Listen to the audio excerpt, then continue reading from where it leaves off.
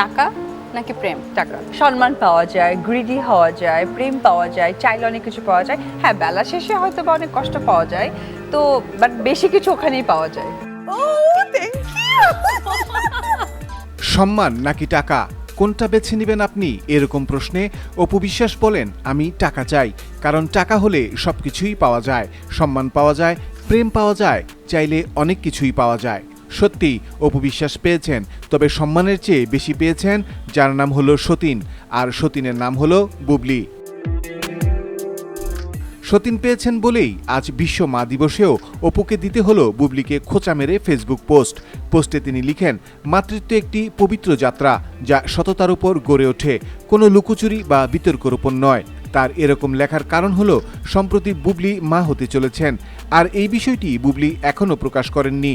বুবলি যাতে তার প্রেগন্যান্সির খবর সবার কাছে উন্মুক্ত করেন, তাই তিনি খোঁচা মেরেছেন।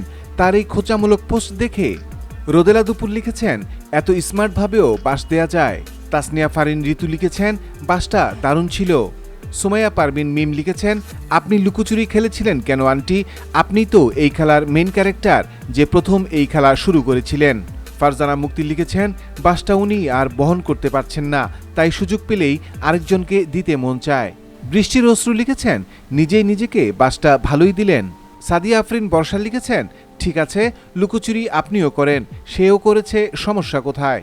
আরিবা রিঙ্কি লিখেছেন, লুকোচুরি করার ফিতা তো আপনি আগে কেটেছিলেন আন্টি।